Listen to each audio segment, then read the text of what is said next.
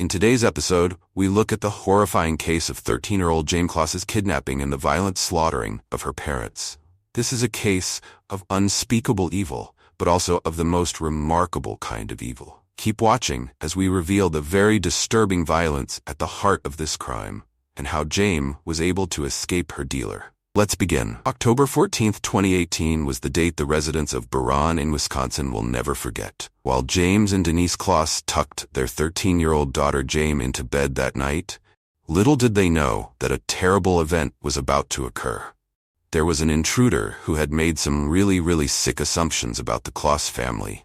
When it was all over, the Kloss house had been destroyed. James and Denise were already dead, and their daughter Jayme was lost. When the police were notified, they found the front basement door to be in a state of destruction. There was horror inside. James Kloss had a gaping hole in his face, believed to be shot from near the doorway's entrance, and Denise's body was located near a bathtub in the bathroom.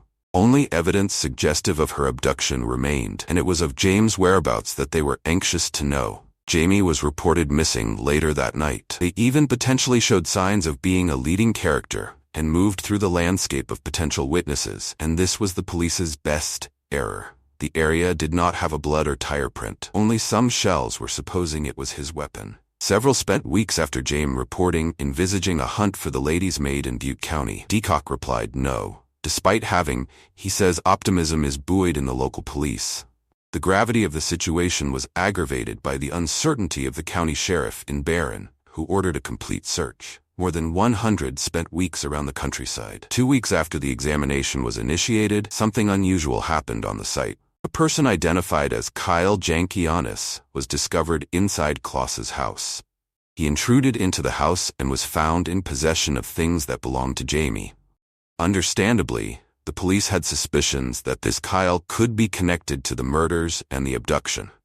But after several hours of police interrogation, it was apparent that there was nothing connecting Kyle to the crime but erratic behavior. At this point, the focus of the inquiry was pushed to the zero stage, and the possibility of locating Jayme alive was already becoming doubtful. The breakthrough that everyone had been waiting for happened on January 10, 2019.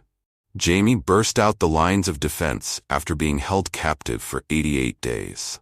It was a woman by the name of Jean Nutter, who was out walking her dog when she was able to see the girl in the street.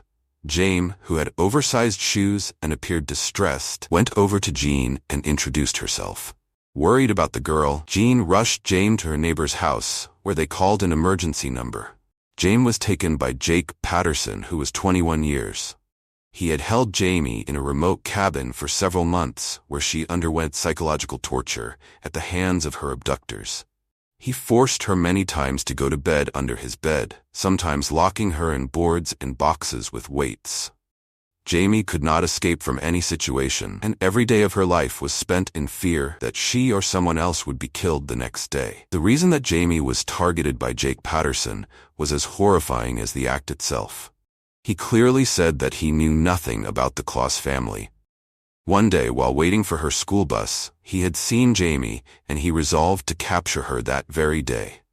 He did not have a specific plan, but he knew that he was going to take her. It was October 14th. On this date, he broke into the Kloss's house, shooting James at the door, and started searching for Denise and Jayme. After murdering her parents, Patterson coerced Jayme and confined her in the boot of his car. He made her stay in his cabin for the next 3 months. During this period, he sought to be dominant over her through intimidation, although he later asserted he was good to her. His fantasies that Jayme could share a normal life with him exposed his bottomless, sick thought. When Jayme escaped, police rushed to apprehend Jake Patterson. He was cruising the area, most probably searching for Jayme, when he was stopped by officers.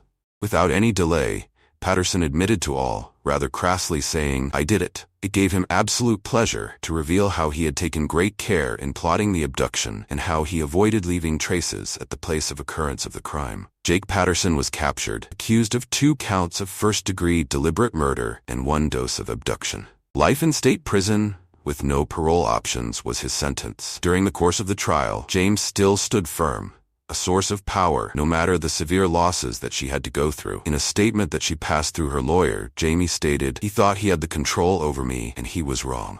For this case, there are clear signs of the evil that would go unsuspected. But it's also a case that tells the tale of extraordinary bravery. In the most spine-chilling of circumstances, Jayme's escape shows that hope can exist. If you consider this post interesting, hit the thumbs up, share it, and pop into Deep Crime Unveiled for a wider array of true crime details. Thanks for watching us, and always remain safe.